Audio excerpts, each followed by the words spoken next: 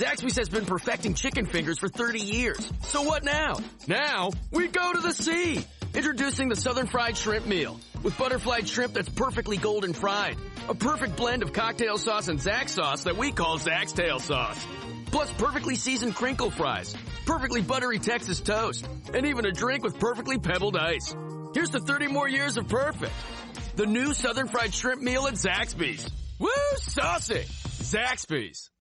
The digital dollar could give the feds control of your money. Get the digital dollar report. Call 1-800-862-6970 and also receive a $1,000 credit from Priority Gold to protect your money. Or just go to digitaldollarreport.com. Please note the information provided does not constitute financial or investment advice. You're my best friend. This is Sid and Friends in the Morning. For my friends. 77 WABC. We'll be in your show plenty because you have a great show and you have big ratings, Sid. I don't even know if you know how good your show is, okay? But you have big ratings and you have a great show and you've been my friend for a long time and I appreciate it.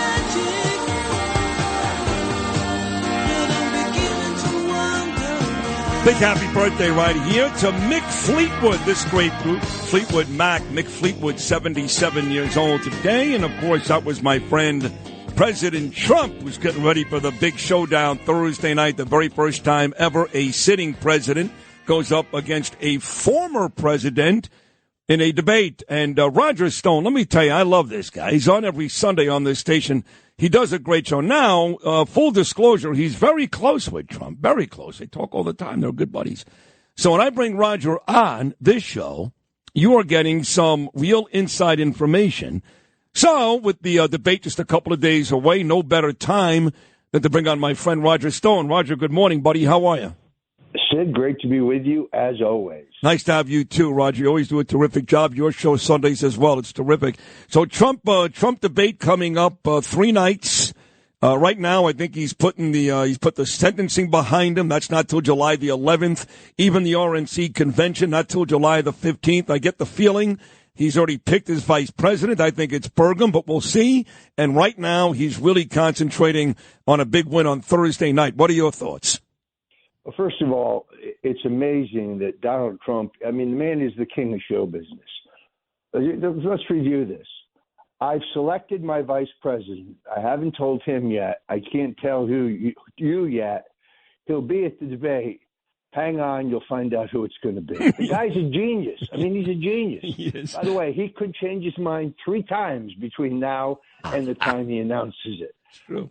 He understands how to keep all focus on his campaign, and I'm telling you, the guy is a brawler, and he cannot wait to get into the ring with this buffoon who's pretending to be our current president. Agreed. He had a couple of huge rallies this weekend, too, Trump, a big one in Pennsylvania on Saturday night. So, we know the rules of this debate on Thursday, Roger Stone. 90 minutes is going to be 2 breaks. They cannot speak when the other one is speaking. They're actually going to mute the microphone when one is speaking. If you remember back in 2020, there were a couple of incidents when they were actually talking over each other and Biden told them to shut up and all that nonsense. That can't happen this time around. When you look at the rules put together by CNN, that's a home game for Biden, by the moderators, who of course include fake Tapper and Dana Bash, also better for Biden. When you look at the rules, though, people are saying Trump should be the one who does better here. What are your thoughts? Well, the expectation level for President Trump is very high. Let's face it, he's a champion debater. He vanquished 16 more experienced Republican politicians to become the nominee. I think this malarkey with the microphones inhibits Trump's debate style. People don't want to hear one guy stand up and give a canned statement, then the other guy stands up and gives a canned statement, then the other guy stands up and gives a canned statement. People want to see them mix it up. Politics is a contact sport in this country, always has been. That's why they've rigged this. And as far as Jake the fake Tapper, Dana Bash, her husband, huge Biden donor, by the way, and Joe, I say that's 3-on-1 as far as Trump is concerned, and I think he'll beat all three of them. He did every other time, but according to Biden beat him twice a couple of years ago. I want to take a short break, Roger, because I want to give you ample time to start the 9 o'clock hour and talk more about this debate on Thursday. Some other Trump stuff as well, folks. This is the great Roger Stone, has a big show on Sundays. I'll be back. More Trump with Roger Stone right after this.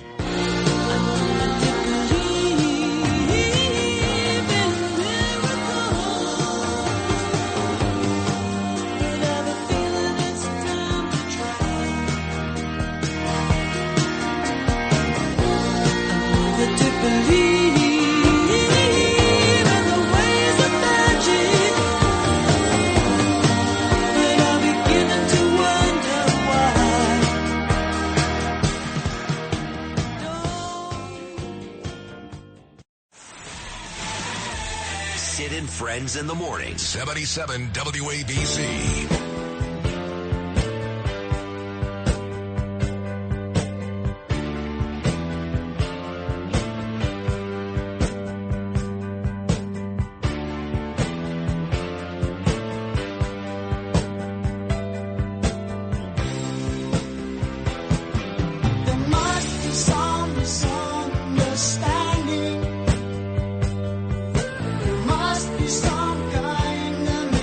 Phil Collins, damn right there's a misunderstanding.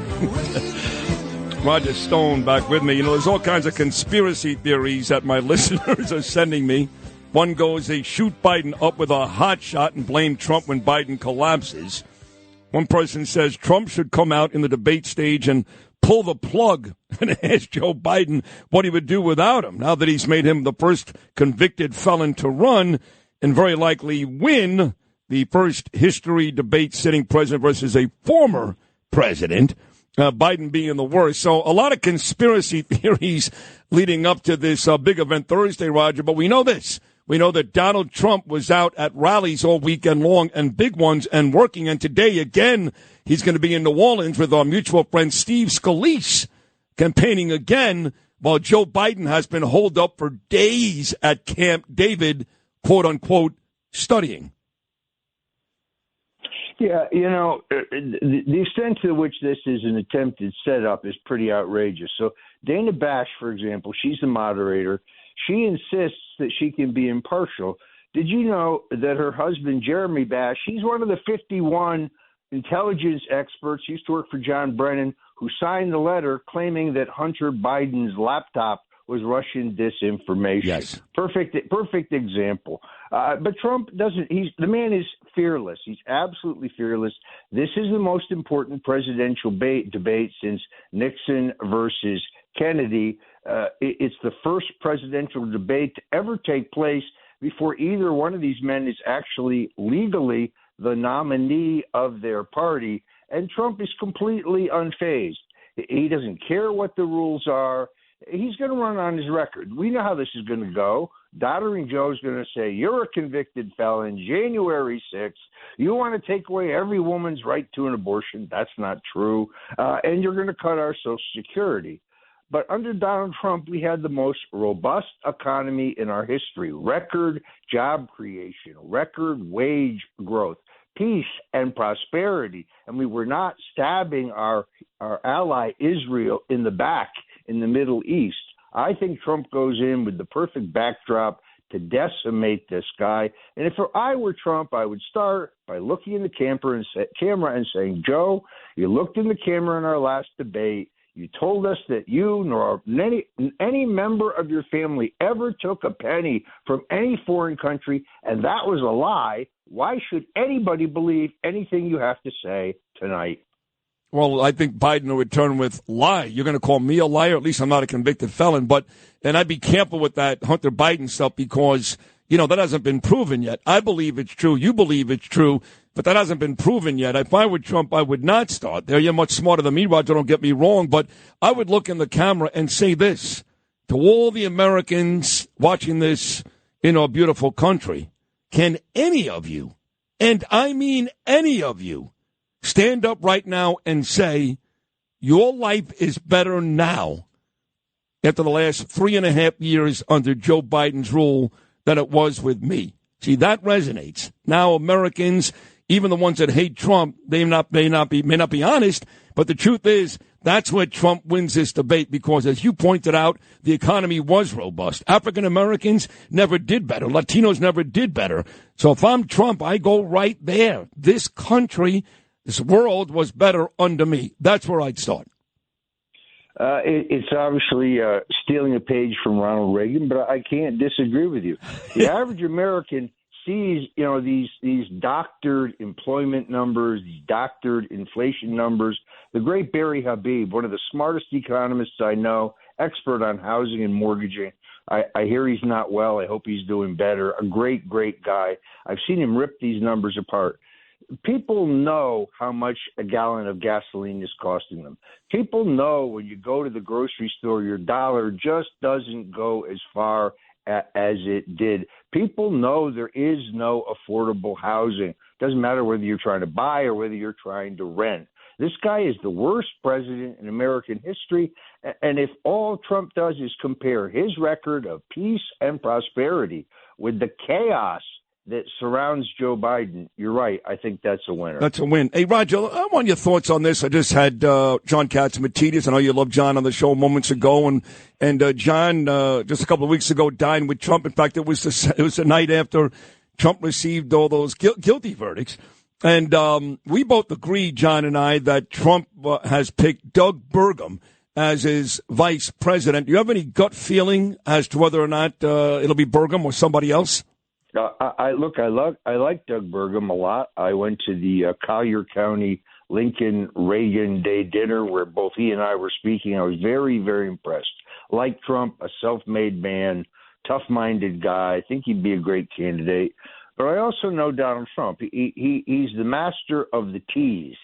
And he said some time ago that he already picked his candidate. Remember that? And then yes. We didn't hear anything more about it. Yeah. So I think he understands this story has maximum public impact, and I suspect in the end he's really going to wait till just before the convention. He's going to keep teasing us.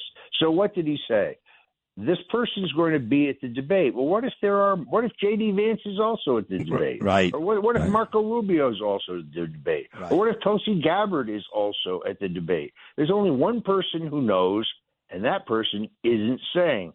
Donald Trump is the master of the tease, and it just ensures that even more people will turn into this incredible debate. This has never happened in history before. No. Do you think never have we had debates this early? No, I know. It's very early. Like you said, neither man has gone to the convention yet. What do you think about people like Sarah Huckabee Sanders, Tom Cotton? Those are not names you've been hearing. You've been hearing Vance, Rubio, Burgum, Scott, Stefanik. What about names like those two in particular, Sarah Huckabee Sanders and Tom Cotton?